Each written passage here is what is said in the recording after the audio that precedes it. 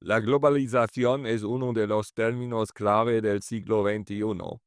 Aunque los cimientos de la globalización actual se sentaron ya en el siglo XVIII, hasta ahora casi nadie se había ocupado de los errores de esta teoría.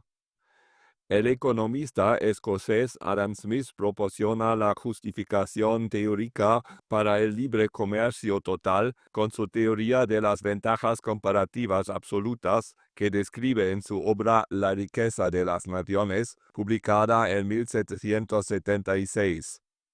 Según esta teoría, por ejemplo, el panadero y el carnicero deben concentrarse en la producción de sus productos, el pan y la carne, y luego intercambiarlos en lugar de que cada uno intente producir una cierta cantidad del producto del otro para su propio consumo. Fue sobre todo el sucesor de Smith, David Ricardo, quien tuvo el privilegio de continuar con la idea de la división del trabajo y la especialización mediante el principio de las ventajas comparativas.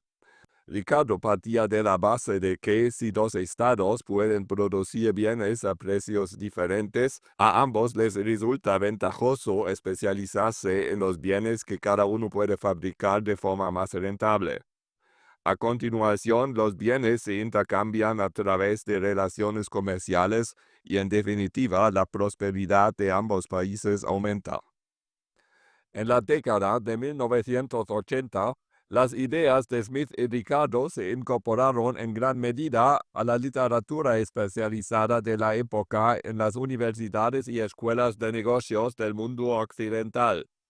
El modelo de ventaja absoluta de Adam Smith se explicaba con especial frecuencia utilizando el ejemplo de los estados estadounidenses de Idaho y Texas dedicados a la producción de patatas y carne de vacuno. Si Idaho se centrara en la producción de patatas y Texas solo produjera carne de vacuno, ambos estados podrían aprovechar las ventajas absolutas en términos de costes para producir una cantidad adicional mayor que luego se repartiría entre los dos estados. El primer problema serían los costes de transporte. Todas las patatas destinadas a Texas y toda la carne de vacuno destinada a Idaho tendrían que transportarse de un lugar a otro, lo que encarecería los productos. El segundo problema sería el volumen de producción adicional y la cuestión de si realmente sería necesario. Una sobreproducción provocaría una caída de los precios a medio y largo plazo y obligaría a algunos productores a abandonar su actividad. Y en cualquier caso, es cuestionable que este escenario de especialización, más bien teórico, funcione en la práctica. Antes de su aplicación, sería necesario recopilar numerosos datos estadísticos para comprobar su funcionalidad. La teoría de las ventajas comparativas de David Ricardo se explica normalmente con dos países, uno de los cuales tiene una ventaja comparativa absoluta en la producción de ambos bienes. El propio Ricardo pone como ejemplo a Inglaterra y Portugal, suponiendo que Portugal tiene ventajas comparativas absolutas tanto en la producción de vino como en las de telas. En tal caso, Portugal debería concentrarse en la producción de vino, mientras que Inglaterra produciría telas simplemente porque Inglaterra no tiene un clima propicio para la viticultura. Aquí también se ignoran los costes de transporte y tampoco se tiene en cuenta una posible caída de los precios debido al exceso de producción, por no hablar de lo alejada que está la teoría de la realidad. Algunas debilidades se aplican incluso a ambas teorías. La distribución de los bienes entre los dos estados es principalmente una cuestión de negociación. Se ignoran los precios del mercado mundial y similares. Los términos de intercambio, es decir, la estructura de precios que determina el intercambio, dependen principalmente de la habilidad negociadora de las partes implicadas. Otros factores importantes para el funcionamiento de los modelos son los costes de transacción, es decir, los costes de negociación y transporte, así como los costes derivados de barreras comerciales artificiales o del comercio intermediario. Cuanto más elevados son estos costes de transacción, menor es el beneficio obtenido gracias a la especialización. En este contexto hay que señalar que en determinadas circunstancias las barreras comerciales artificiales, como los aranceles, pueden incluso tener un efecto positivo. Entre otras cosas, pueden ayudar y prevenir el desempleo masivo al mantener los productos de bajo coste fuera del mercado nacional y, por lo tanto, dificultar la explotación de los trabajadores con salarios bajos en Asia y otras regiones. De ello se deduce que, contrariamente a la opinión de Ricardo, la ecuación de valor de los productos individuales en forma de las llamadas ventajas comparativas o absolutas en términos de costes no pueden ser decisiva. Las consecuencias para la estructura económica en su conjunto deben ser el centro de atención en cualquier forma de comercio exterior. La doctrina del libre comercio de Ricardo, que se ha aplicado y se sigue aplicando de forma bastante precisa gracias a la globalización, ha transformado economías amplias y diferenciadas en monocultivos industriales. Sin embargo, la dependencia de unos pocos productos hace que se sea vulnerable a las crisis económicas que ya no solo afectan a determinadas empresas, sino a toda una región. Además, la teoría de Ricardo es muy estática. Un país que tiene ventajas en la obtención de materias primas y alimentos se concentraría únicamente en ello y se quedaría atrás en cuanto a innovaciones y desarrollo tecnológico. Si Prusia hubiera aplicado en su momento las leyes ricardianas, hoy en día en Brandenburgo solo se cultivarían patatas.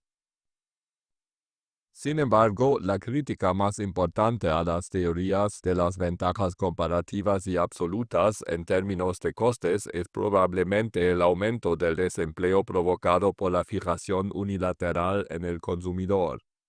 Se olvida por completo que el consumidor también tiene que pagar de alguna manera los bienes que adquiere. Por lo general, el consumidor de un bien es al mismo tiempo productor de otro bien. Sin embargo, solo se destacan las ventajas de los consumidores. Pero estas no pueden ser el objetivo principal de la política económica nacional. Y por eso los estados imponen aranceles, porque los aranceles pueden aumentar el empleo en el país. Si, por ejemplo, la demanda de vehículos de motor en un país es mayor que la producción local, los vehículos que faltan deben importarse. La introducción de un arancel aduanero para los automóviles importados aumenta su precio, lo que inicialmente provoca una pérdida de bienestar individual y social. Sin embargo, los fabricantes de automóviles nacionales ahora también pueden mantener el precio y aumentarlo ligeramente y mantener o aumentar ligeramente sus beneficios. El precio de mercado ligeramente más alto de los automóviles nacionales tras la introducción de los aranceles aduaneros hace que los fabricantes nacionales amplíen su producción. Para ello deben contratar nueva mano de obra, lo que reduce el desempleo y sus costes derivados. Si ocurre lo contrario, es decir, si se elimina un arancel aduanero existente para los automóviles importados, esto equivale a una reducción del precio de mercado local de los automóviles. Aunque esto aumenta la demanda, los fabricantes nacionales de automóviles ganan menos. La producción nacional disminuye, ya que algunos compradores prefieren ahora un automóvil importado más barato. Algunas empresas nacionales adaptan su oferta, es decir, reducen el precio de venta de su producto al nuevo precio de mercado para poder competir con la competencia extranjera, mientras que otras empresas abandonan el mercado. Esto genera desempleo y por lo general no se tienen en cuenta los costes derivados. Entre ellos se encuentra el efecto espiral, que se pone en marcha en un estado social. Si solo el 10% de la población activa está sin empleo, el 90% restante tiene que cofinanciar su manutención y pagar sus impuestos y cotizaciones sociales. Esto aumenta los costes laborales, lo que a su vez provoca la pérdida de más puestos de trabajo. De este modo se acepta el desempleo generado por el libre comercio en aras del bienestar de los consumidores. No se suele pensar en las consecuencias y los efectos que esto tiene sobre el consumo, ni tampoco en por qué en algunos países la mano de obra humana es tan barata. Las posibles razones podrían ser los diferentes sistemas sociales y las diferentes normas en materia de protección de su naturaleza, hasta llegar a las condiciones inhumanas en las que incluso los niños de los países del llamado tercer mundo producen bienes para el mercado mundial. Esta problemática se ignora prácticamente siempre. Y por último, el desempleo también ejerce presión sobre el nivel salarial de quienes tienen trabajo, porque un empresario debería contratar a un empleado que le cuesta, por ejemplo, 50,000 euros el año, si un desempleado estaría dispuesto a trabajar por la mitad. Si además se suavizan las leyes de protección contra el despido, al empresario le resulta muy fácil sustituir al empleado caro con uno más barato. Esta evolución se ve favorecida por la inmigración masiva de mano de obra extranjera barata. El resultado final es un trabajador que, en términos salariales, tiene que competir con los trabajadores baratos del lejano oriente y apenas gana lo suficiente para ganarse la vida. Esta nueva clase de trabajadores pobres vive en los márgenes de la sociedad de consumo y representa hoy en día una gran parte de la población activa del mundo occidental. En ocasiones se exige además de los trabajadores despedidos sean reubicados inmediatamente en los sectores productivos en los que el país afectado tiene al menos ventajas comparativas en términos de costes. Pero, ¿qué ocurre si esto no es tan sencillo? La mayoría de los trabajadores despedidos tendrían que recibir nueva formación, lo que supondría un coste adicional, reduciría las ventajas de la especialización y plantearía numerosos problemas humanos. Las personas son diferentes y tienen talentos muy distintos. No son robots que se puede programar para realizar cualquier tarea. Además, es posible que no exista una demanda tan grande de bienes. Si el desempleo es elevado porque la adaptación al libre comercio lleva más tiempo de lo previsto, todo el mundo intentará gastar lo menos posible y reducirá su nivel de vida. Los desempleados o los beneficiarios de ayudas sociales, a quienes solo les queda el mínimo vital garantizado por la sociedad, quedan prácticamente excluidos como compradores de bienes de consumo, ya que debido a sus bajos ingresos solo pueden consumir lo estrictamente necesario. En conclusión, cabe señalar lo siguiente. La gran debilidad de la teoría de la globalización radica en la concentración unilateral en los intereses de los consumidores. Descuida por completo el hecho de que, por regla general, cada consumidor es también proveedor de bienes o servicios con los que financia su consumo. Sin embargo, si la globalización le empuja al desempleo, también deja de ser consumidor en gran medida, o al menos tiene que reducir su consumo a lo estrictamente necesario.